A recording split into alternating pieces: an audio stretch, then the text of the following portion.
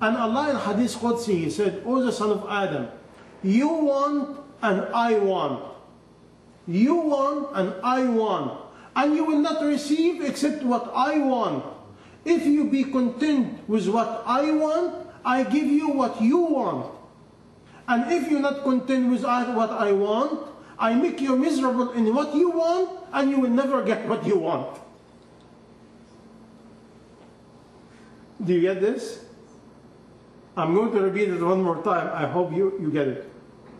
I want and you want, and you will not receive except what I want. If you be content in what I want, I will give you what you want. And if you not be content with what I want, I make you miserable in what you want, and you will not receive except what I want. Now, all this talk, I will give you a golden advice today, is not for you. Unless you are a slave to Allah.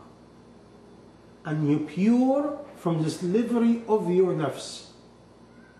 Because the most enemy of you is yourself. A mu'min cannot be greedy. A mu'min is not selfish. A mu'min is not into himself. A mu'min is not really into mischief. A mu'min tries to do good. A mu'min is not a slave to himself. What about my desire? What about what I want? What about what...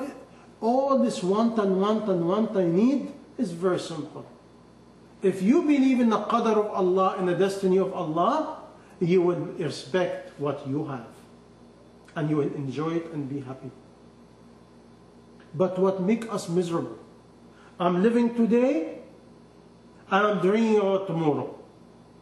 Let me tell you what the early people said. They said, your life is 3 days.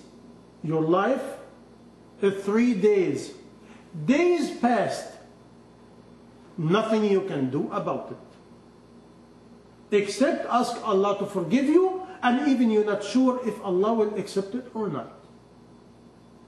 And you cannot retrieve it. You cannot bring it back. This what? 1 day.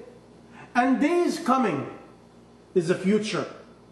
This day you do not know even if you're going to live it. And you do not know what Allah ordained for you in it. You do not know if it's for you or against you. You do not know. And you have a present.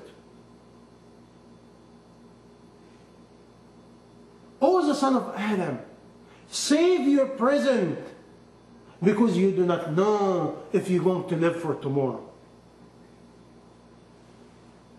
Again, this talk is not for you unless you are a mu'min. What makes me miserable? Future.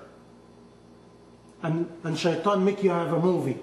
Oh, I want this, and this, and this, and if this, if this, and all this is not exist. Because you do not own future. You do not own nothing of the future. Nothing. But he make you busy of the future until you be miserable, worry, fear, weak, rebellious, and in the meantime you cannot gain it. Because the future, you do not own it. And now you lost the present. Or he take you to another movie, the past. Oh, this happened to you, and she did, and he did, and she did, and he did.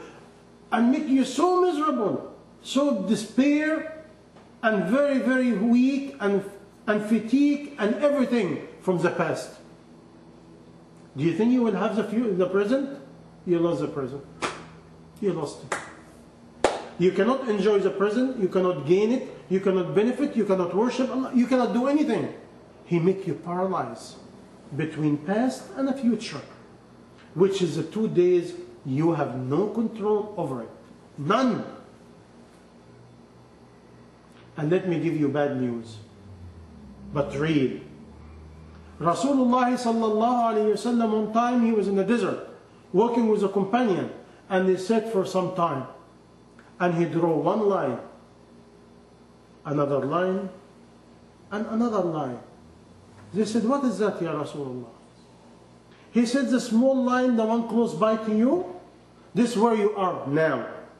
This is your present time. They said, what about the long one, the faraway one? He said, this is your hope. This is your ambition.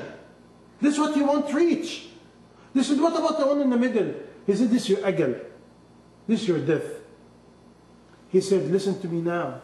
He said, no one of the son of Adam will ever achieve what he wants. Never. Never. When I was hearing last week Michael Jackson documentary, he was in the final rehearsal for a big tour in Europe.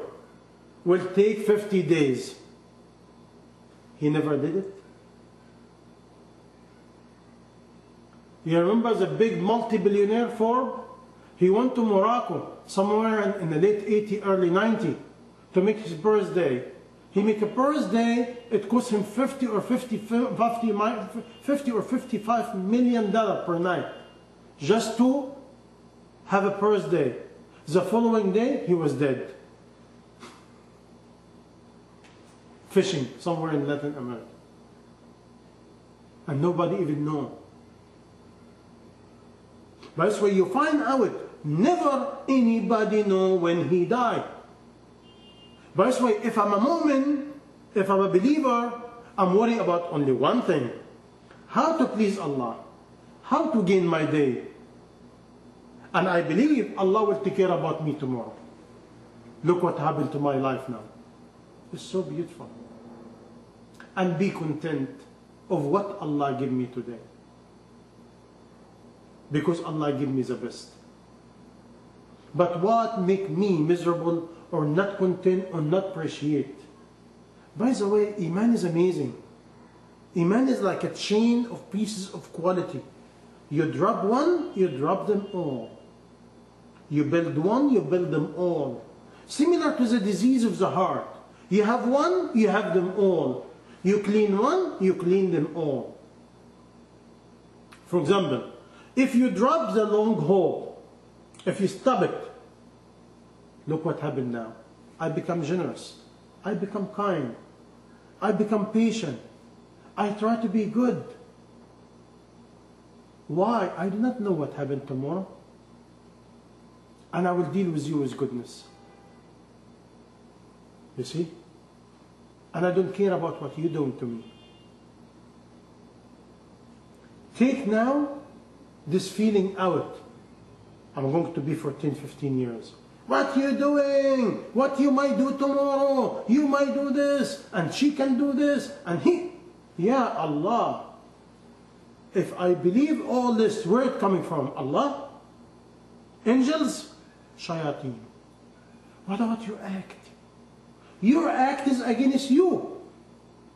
Even if you plot and mischief against me, what I should do? Trust in Allah. By this way, if you believe in Allah, if you believe in Jannah, if you believe in hellfire, if you believe in the Day of Judgment, if you believe in the grave, what it will do to you? It gives you a short hope. And short hope eliminate the bad diseases and elevate the good quality. And now you will have generosity versus greed. And the more you're generous, the more you're pure. You're free. You're free. You felt you did it. You did what I have to do. I did the goodness. I'm happy I did it. But the more I accumulate, I believe in what I'm accumulating. And I believe this will give me the goodness. You see? It never happened. Imagine this Netherlands, the house of Michael Jackson, just the maintenance. Maintenance expense $10 million a year. Maintenance. You see, look what he did. He bought it, he did it, and all of a sudden he cannot even maintain it. He cannot maintain it.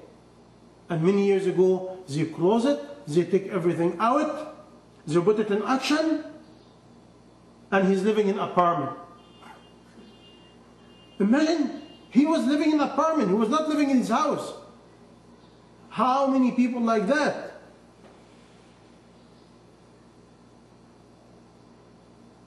By this way, the key of happiness. Today, a lot of people in mankind looking for happiness. Look at this. Every time I prepare a topic, I didn't even start yet. Really. Because the topic, I'm going to talk about it. You see, without all what I'm talking about it will have no benefit. This is what's the key of happiness. This is what is, let's go now to what happiness. What is the definition of happiness? Happiness is two. The keys of happiness is two. One, they call it the fake happiness. And one, the true happiness.